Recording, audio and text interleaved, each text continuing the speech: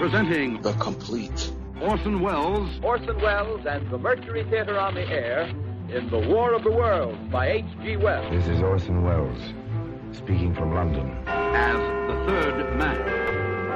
Stand by. We'll be on the air in 15 seconds, Mr. Wells. Yes, I know. Stand by, everybody. Mercury Theater on the Air presents Orson Welles as Count Dracula in his own version of Bram Stoker's great novel, Who knows Dracula. what evil lurks in the hearts of men? The shadow knows.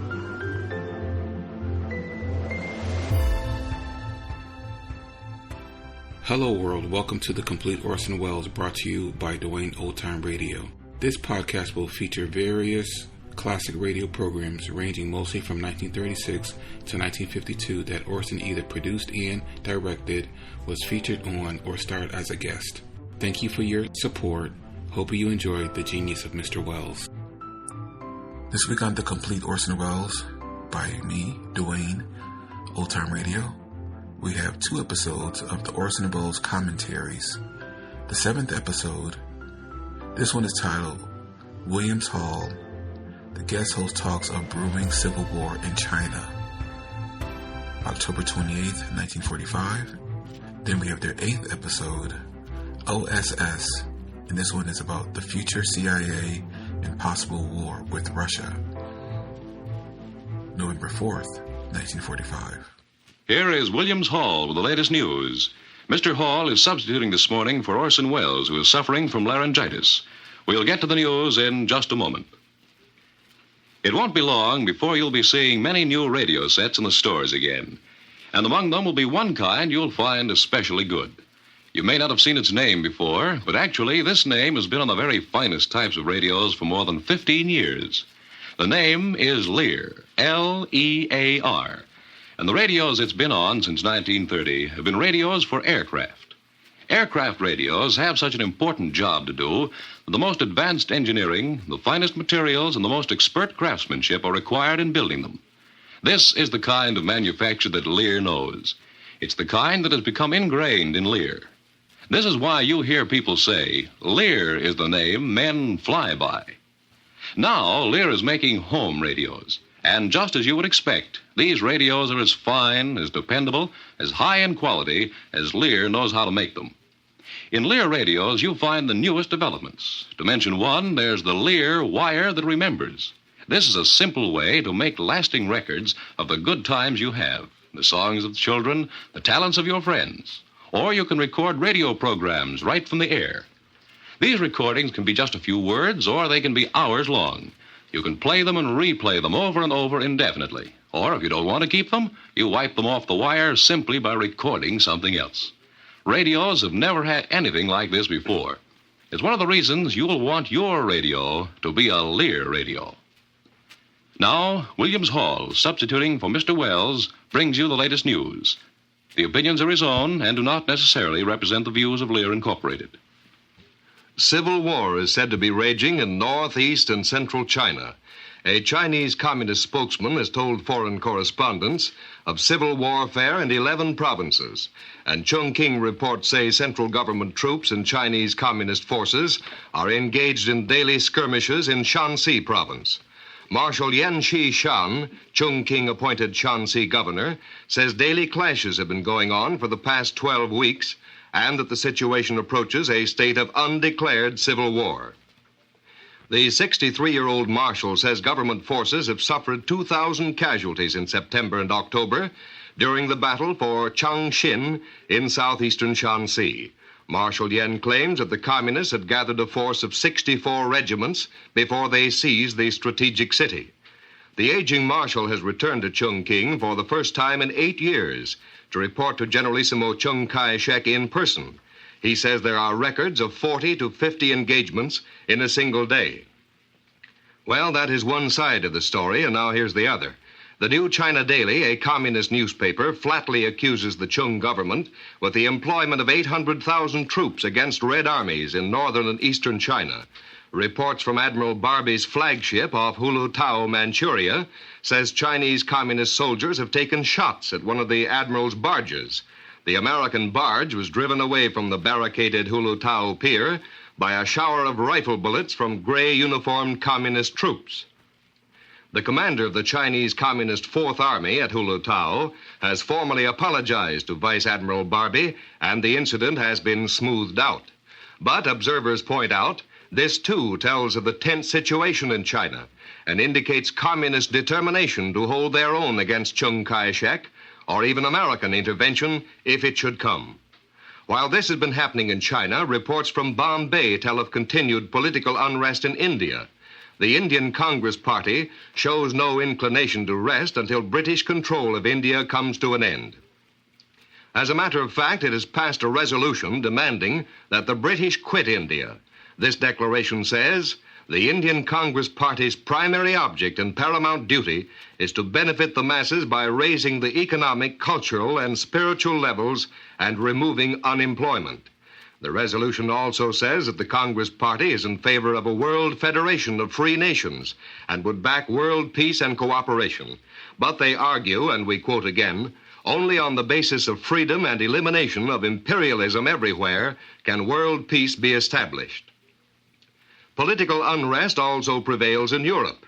A spokesman for Julius Maneiu, the Romanian peasant party leader, told reporters in London that there is no constitutional government in Romania today.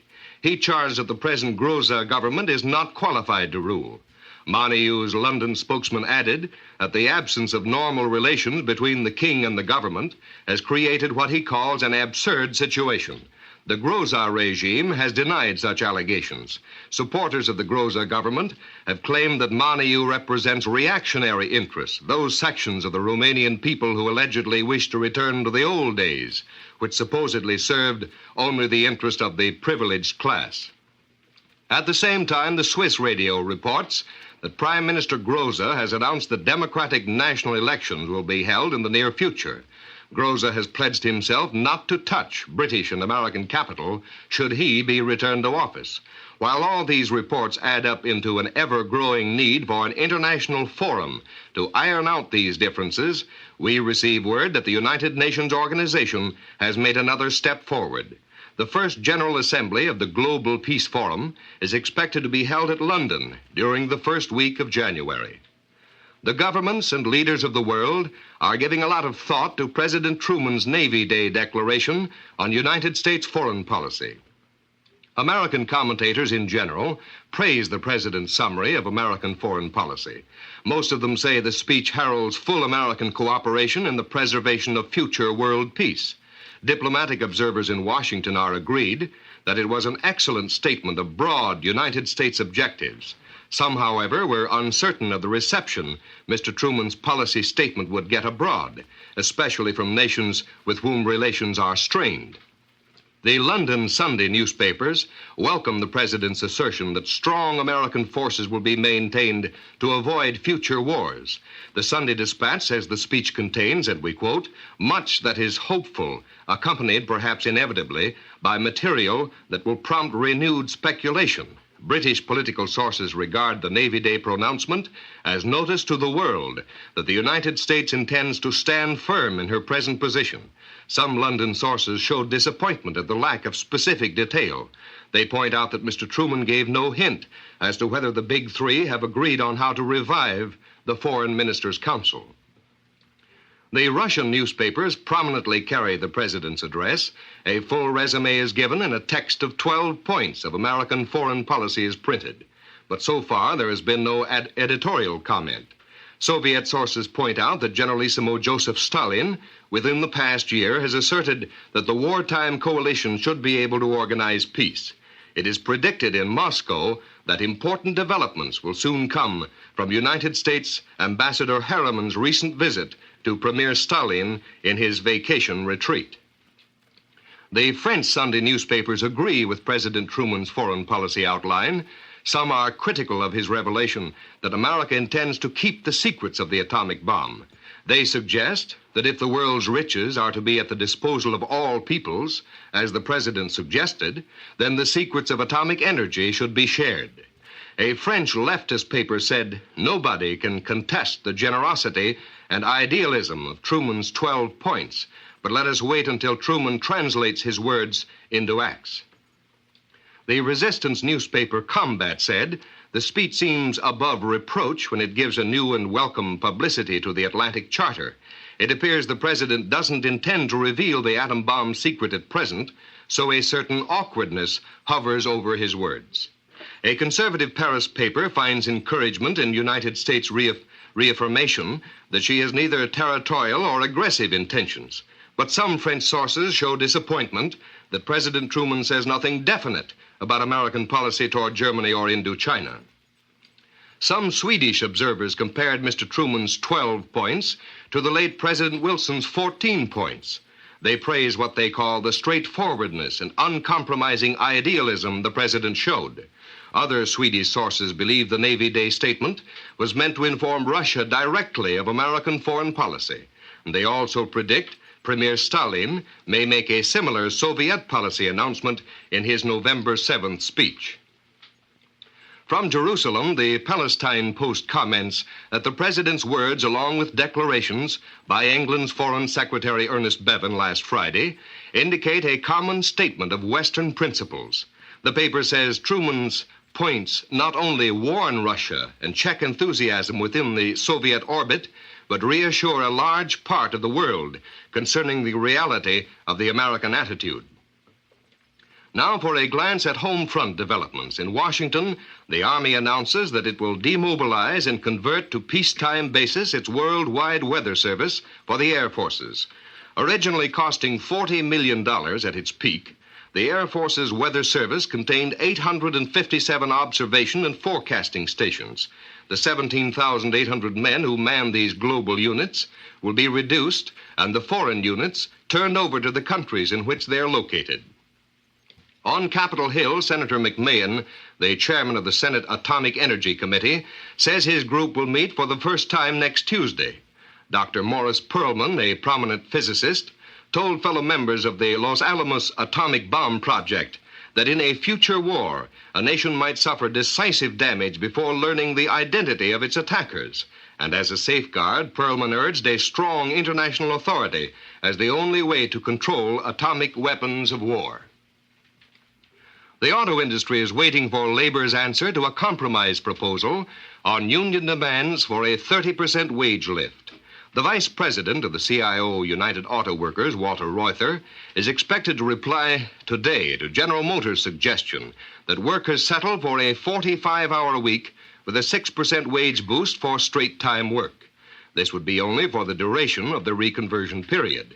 Observers believe this suggestion, originating with GM President C.E. Wilson, probably will be turned down, mainly because labor fought long and hard for the present 40-hour week and wouldn't want to give it up. The General Motors president recognized this fact and said labor's first impression probably would be that it is a reactionary idea, not in the interest of labor.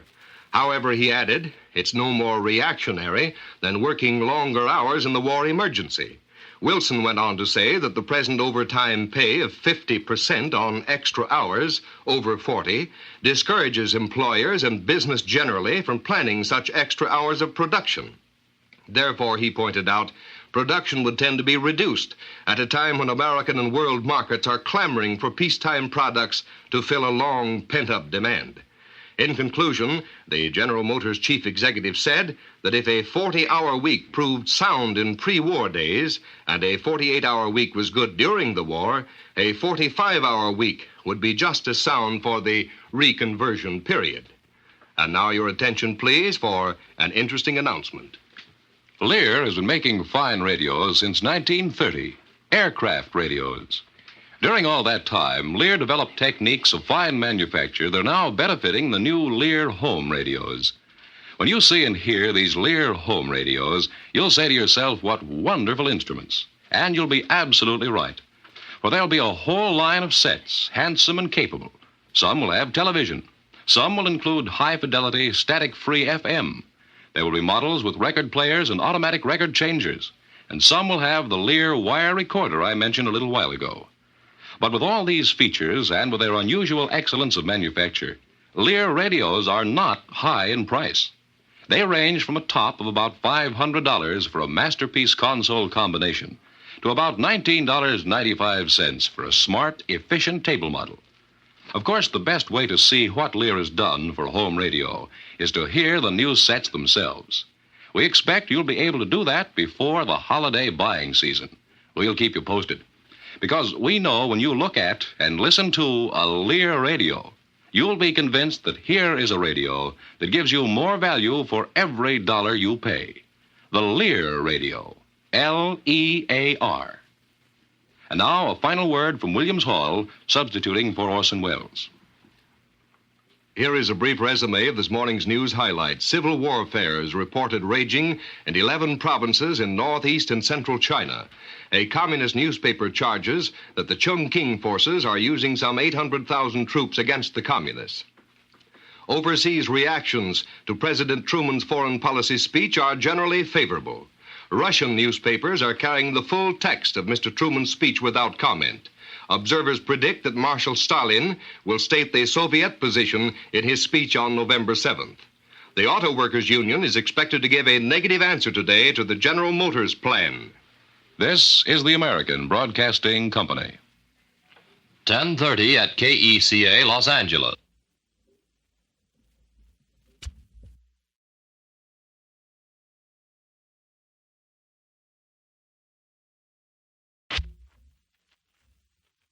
Stay tuned to this station for Orson Welles.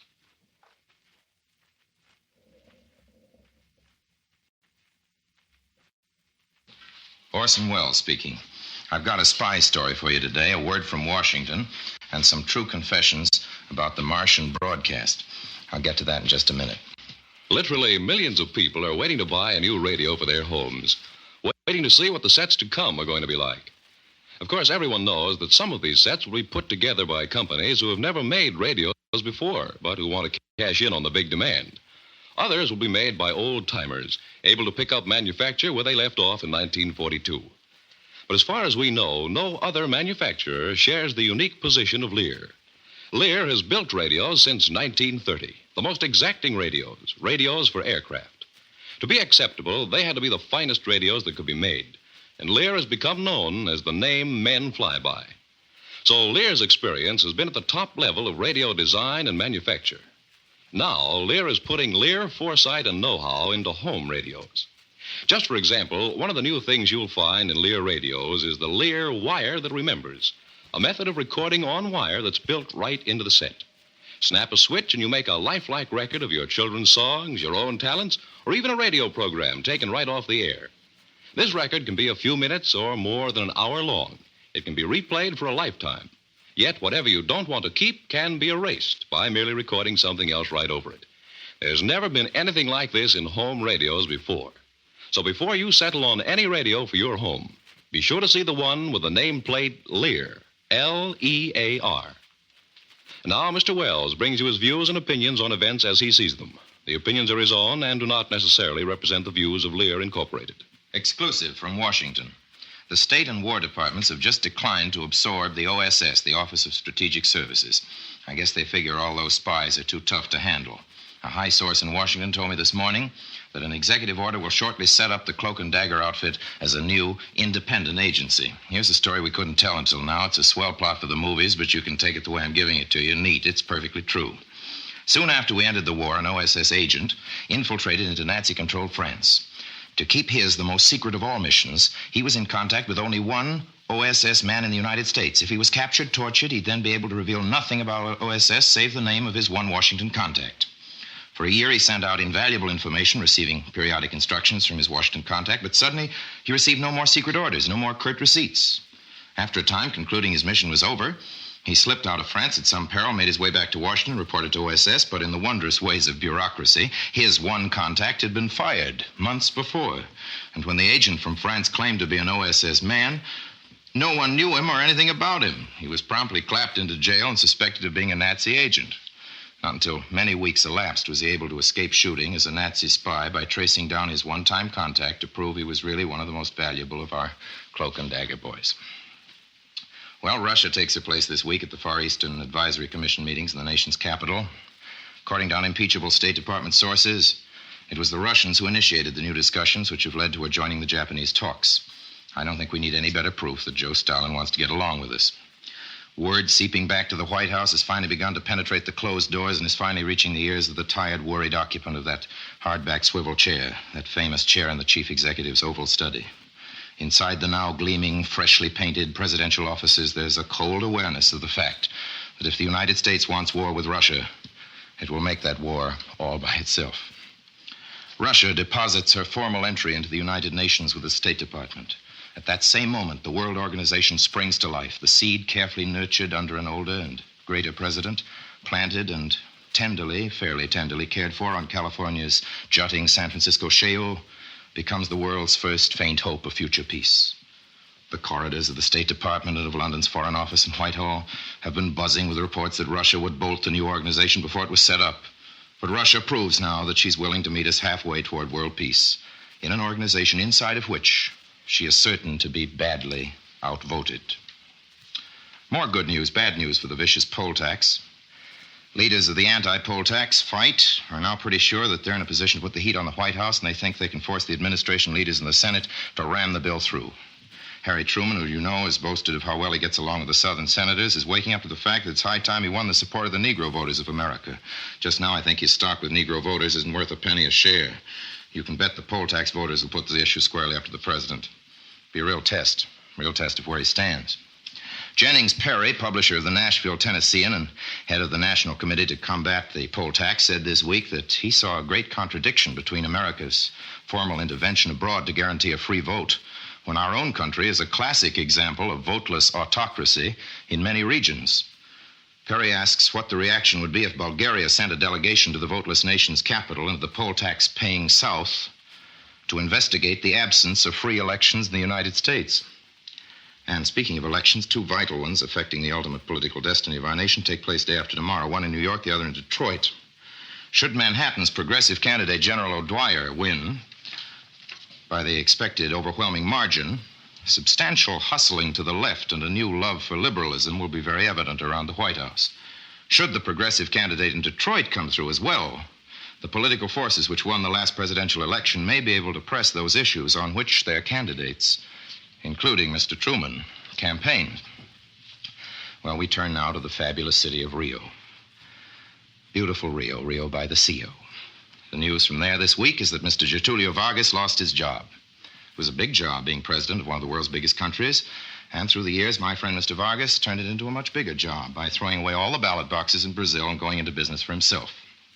Goodwill ambassadors, like your obedient servant, were cautioned at the American embassy and elsewhere not to mention the unpleasant word, but the fact is that Getulio was a dictator. I give him his first name, Getulio, not to parade the intimate terms of our friendship, which I'm not particularly proud, but simply because that's the way he's referred to by some 43 million Brasileiros, very few of whom knew the big boss at all. Getulio it was always. He's a clever one, this Getulio of ours. You heard that the minute you got off the plane. He doesn't say much, your Brazilian friends will tell you, but he doesn't need to. Not that one, not our slick, shrewd little Getulio. He can be silent in 10 languages. Not only that, they told you he could take off his socks without taking off his shoes. Living in Brazil and in different parts of it, as I did, you got the impression that this dictatorship was being sold to the suckers by charm rather than by demagoguery. And if you got to know Getulio, as I did pretty well, this idea was strengthened. From across the room, the man you met looked like a retired candy manufacturer, a happy, chubby little granddaddy whose declining years were given over to charitable works. His defenders would tell you that this wasn't far from the truth, that under the sunny despotism of the Decada Getuliana, industrial production was increased by 1,485%, that the external debt was reduced, national parks built, highways and airports instituted. You were shown pictures of all these lovely things happening under the benevolent eye of Getulio, and then you got right up close to that eye, the real thing, not a photograph, and caught the glitter, the wily, witty, wicked glitter, the eye of an old crow, as old as sin, nesting on the Sphinx. He always had a joke for me. He knew more gossip than you'd think a dictator could have time for, and he loved mentioning by name my latest date. I was a bachelor in Brazil, to prove he knew everything I was up to. And he did. And speaking of pictures of his good deeds, I remember the night we tried to photograph one of the tenement districts in the favelas, that's the hills above Rio. Thugs surrounded us, and after a siege of beer bottles, empties, of course, stones, bricks, and I hate to think what else, We retreated to a more photogenic district, clutching our Technicolor cameras as we went. And if you knew the size of the darn things, you'd grant that's no mean trick. Well, Getulio's partisans used to remind you that he unified the country, but everywhere in the street cafes, the clubs, the universities, I heard Brazilian people grumbling back at this sotto voce. Oh, yes, they said. Of course, there's no unity so perfect as the unity of slaves in a barracoon. The first year or two of the war, that grumbling was still dissipated in those charming jokes. A Brazilian specialty, those jokes. Deflating the object of ridicule, but also lowering the pressure of political discontent. The one about Vargas's picture, for example, that joke. There was a law up to last week in Brazil that every place of business must carry on its walls, prominently framed, the likeness of Getulio. According to the story, Mussolini checks in at the pearly gates of heaven, shows his identification, is tossed out for his presumption by the proper cherubim and seraphim. Then Hitler appears, same thing happens to him. Finally, Vargas presents himself before St. Peter, who goes to the Almighty and says, "You've got to let in Getulio. You've got his picture on your wall." About those jokes, we like to think that satire is a dangerous political weapon. In representative government, it is. Under a despotism, it's a safety valve that works the clock around for the despot. Vargas actually hired people to make up those jokes about him. After Brazil ended the war, the people stopped telling jokes. Vargas promised free elections because he had to, promised them for right after VE Day. When he began thinking of declaring war on Japan, Brasileiros said it was a ruse to put off the balloting a little longer. A high-ranking Brazilian government official told me at the Conference of Inter-American States in Mexico last spring that the example of American soldiers voting last fall for a president in all the theaters of war, a spectacle beheld by amazed Brazilian GIs, would cost Vargas his power when those Brazilian GIs returned to Brazil. I printed that prediction in my newspaper column, and this week's flash of the bloodless removal of the smiling Iron Man bears it out. I happen to be intimately acquainted with the men behind the coup. They say their purpose is the guarantee of those elections so long delayed, and although the army figures ominously in the picture, I'll tell you that I'm inclined to be very optimistic. There are many real freedoms in Brazil today. Social freedoms no dictator, however sly, could wipe away. I think these next years will discover a truly democratic Brazil, a valuable friend for our cause in Latin America. My guess is that if we move forward into a free world, Brazil will be marching right along beside us. And that, I hope, winds up the story of the cheerful tyrant from the South. This week retired is plain Mr. Vargas. Moral: the most dangerous dictator is the nicest one. Well, a fine, bounding case of strep throat kept me from calling on you last week, which was closer to Halloween than this is, but we're still close enough, I hope, to that witching season for me to mark an anniversary for the Mercury Theater. It was on Halloween Eve many a weary year ago that we brought before the listening public the first intelligence of a certain interplanetary invasion. Much has happened since then. There were real invasions. One black Sunday morning in December, I was sitting in the newsroom of a radio station when the word came to us about Pearl Harbor. I remember that for a little while, a lot of people thought I was up to my old tricks. I only wish I had been. Well, to be less gloomy by way of goodbye today, may I please tell you an anecdote or two about the men from Mars. But first, your attention, please, for an interesting announcement. Up to now, only aviators have had Lear radios. They haven't been made for homes before. But now the engineering, the foresight, the meticulous manufacture that Lear knows so well is going into fine home radios, and what sets they are. Beautifully designed and made with a master craftsman's touch. Some include television. Some have record players and automatic record changers. Some have FM worldwide shortwave and the Lear wire recorder I described before. But if you think that radios with all these fine features must cost a lot, just forget it. For these fine Lear radios are right along in price with sets that don't offer nearly so much. There's a good-looking, capable table model at $19.95. And at the other end of the line, there's a beautiful console combination with television, FM, recorder, and everything that sells for about $500. We'll let you know just when you can hear these radios at your Lear dealer studios. Then you can see for yourself how really fine they are. We know you're going to agree that you get the most value for your investment when you buy a radio that carries the name Lear. L-E-A-R. And now a final word from Orson Welles. Well, that notorious Martian broadcast hit a large number of people in a large number of ways. There was, among other things, a strong revival of religious sentiment, I understand, and the churches were well filled for the whole of that hectic night. My beloved friend Jack Barrymore was taken in by his own account, and when we flashed the word that the men from Mars had taken Princeton and were on their way up Fifth Avenue, Jack went to the kennels at the back of his house, opened the doors, and told a group of bewildered St. Bernard dogs that they had their freedom. Bing Crosby tells a wonderful story about a famous golfer whose name I'd better withhold because Bing tells me that he'd looked upon the wine, this golfer had looked upon it when it was red and before he started listening to the show. That afternoon, seems he'd done famously at an important match, some links in New England, and with golfer friends, he was driving back to New York with the radio going on in the car. About the time our radioactor president appealed from the White House for the people to keep calm, the notable sportsman gave way to honest tears. Just think, he said to his colleagues through his racking sobs, I beat my best score today, and now the world is coming to an end, and nobody will ever know about it. I wish I could tell you more, but it's time to leave you now. Please let me come to call again, and thanks for this time. Till then, speaking for my sponsors, the makers of Lear Radio, I remain, as always, obediently yours. This is the American Broadcasting Company. 10:30 at KECA, Los Angeles.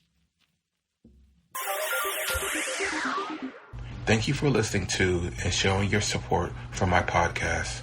If you would like to receive notifications of when new episodes are posted, please subscribe to my channel. Subscriptions are 100% free, and they really help me get an idea of how I'm doing.